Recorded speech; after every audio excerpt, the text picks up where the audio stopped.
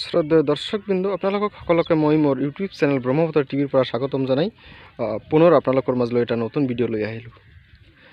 বন্ধুসকল, আজিৰ ভিডিঅ'ৰ মূল বিষয় হ'ল যে আপোনালোকে বাৰবাৰী ছাগল কিয় পালন কৰিব, এই ছাগলীৰ কি গুণ আছে, কি চৰিত্ৰিক বৈশিষ্ট্য আছে, কি লাভ হ'ব, কিয় এই ছাগল পালন বহুত লাভজনক, আৰু যদি কিছুমান ডিমেৰিট থাকে অথচ বেয়া গুণ থাকে, সেই গুণ সম্পৰ্কেও আমি আজিৰ ভিডিঅ'ত আলোচনা কৰিম।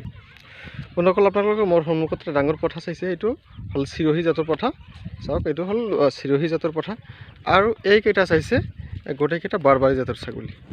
বন্ধুসকল, আৰু ভালকৈ দেখাইছোঁ, এই মুকলি পথাৰত ঘাঁহ খাই আছে, এইটো হ'ল বাৰবাৰী জাতৰ ছাগলী। বন্ধুসকল, এয়া হ'ল এই বাৰবাৰী জাতৰ ছাগলী হৈছে মূলত ইউপিৰ এটা উন্নত ব্ৰেড। যদিও আজিকালি ভাৰতবৰ্ষৰ গোটেই ৰাজ্যতে এই ছাগলীৰ বিস্তাৰ হৈছে, কেৱল ভাৰতবৰ্ষ নহয়, বাংলাদেশতো এই ছাগলী পোৱা যায়, ছাগলী গৈছে। যিকি নহওক বন্ধুখন, গোটেই এই বাৰবাৰী জাতৰ ছাগলী এনে এটা ছাগলী, যিটো ছাগলী যিকোনো পৰিৱেশত থাকিব পাৰে, যিকোনো পৰিৱেশত জীয়াই থাকিব পাৰে, যিকোনো পৰিৱেশৰ লগত সোনকালে নিজকে খাপ খুৱাই ল'ব পাৰে।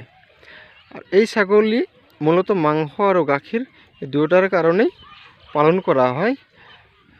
মতা ছাগলীৰ এটাৰ ওজন 40-45 কেজিমান হয়, আৰু মাইকী ছাগলীৰ ওজন 27-29 কেজি এনেকুৱাই হয়। বন্ধুসকল, যদিও বেছি ওজন নহয় ছাগলীটোৰ, কিন্তু ইয়াৰ এটা ভাল গুণ হৈছে ই 13-14 মাহত দুবাৰকৈ পোৱালি দিয়ে।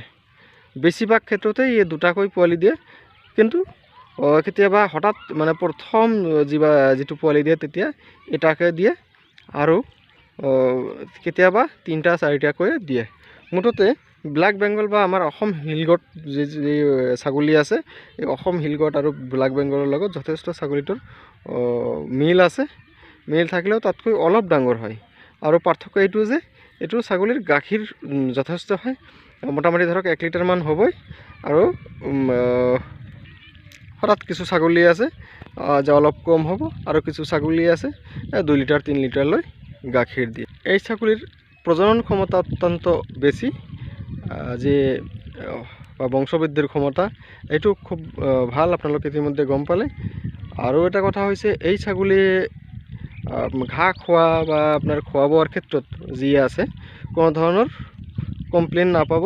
যিকোনো পৰিৱেশত আপোনাৰ সেমেকা, যিটো আপোনাৰ অসমৰ যিটো সেমেকা পৰিৱেশ, যাৰ হিউমিডিটি অলপ বেছি, এই বেছি হিউমিডিটিত এইটোত কি কৰিব পাৰে, বা বেছি আৰ্দ্ৰতাত এইটোত ছাগলী জীয়াই থাকিবলৈ কোনো ধৰণৰ কষ্ট নহয়। গাখীৰৰ কথা যি কৈছিলোঁ বন্ধুসকল, এইটো ছাগলীৰ পোৱালি হ'ল এইটো বৰ্তমান 3 মাহ হ'ল, আৰু এইটো ছাগলী বৰ্তমান প্ৰেগনেণ্ট, আপোনাৰ প্ৰায় এমাহৰ প্ৰেগনেণ্ট হ'ব। আৰু এইটো ছাগলী বৰ্তমান আপোনাক দেখাই আছোঁ, এইটো বৰ্তমান প্ৰায় আধা লিটাৰমান গাখীৰ দিয়ে। এইটো ছাগলী বৰ্তমান প্ৰায় আধা লিটাৰমান গাখীৰ দিয়ে। এইটো সেই বন্ধুসকলক কৈছোঁ, যিসকলে ছাগল পালনত আগ্ৰহী আছে, যিসকলে ছাগল পালন কৰিব বিচাৰিছে বা ছাগলী পালন কৰিব বিচাৰিছে, তেওঁলোকে যাতে প্ৰথমতে, যদি আপোনাৰ যিসকলৰ বেছি অভিজ্ঞতা নাই, তেন্তে তেওঁলোকে এই বাৰবাৰী জাতৰ ছাগলীৰ আৰম্ভ কৰিব পাৰে। ই অত্যন্ত ভাল এটা ব্ৰেড, অসমৰ পৰিৱেশৰ লগত সোনকালেই খাপ খুৱাব পাৰে। এইটো মোৰ পৰীক্ষিত, মই নিজে জানিলোঁ। আৰু যেনেকুৱা ধৰক দ অঞ্চল য'ত পানী থাকে, পানী ওলোৱাৰ কেইদিনমান পিছতে ঘাঁহ ওলাই পৰে, সেইবিলাক ঘাঁহ খায়। আপোনালোকে চাইছে ইয়াতে কিমান দ ঠাই, এইটো হ'ল দ ঠাই, পানী লাগি আছে, আৰু এইটোও পানী আছে। এইটো ধৰক কিছুদিন ধৰি পানী ইয়াৰ পৰা ওলাইছে, দেখিয়ে পাইছে, এইটো বোকা একেবাৰে। মোৰ ভৰিখন চাওক, বোকা এতিয়াও আছে, কিন্তু এই বোকাময় ঠাইতো এই ছাগলীটো এইবিলাক খাই আছে।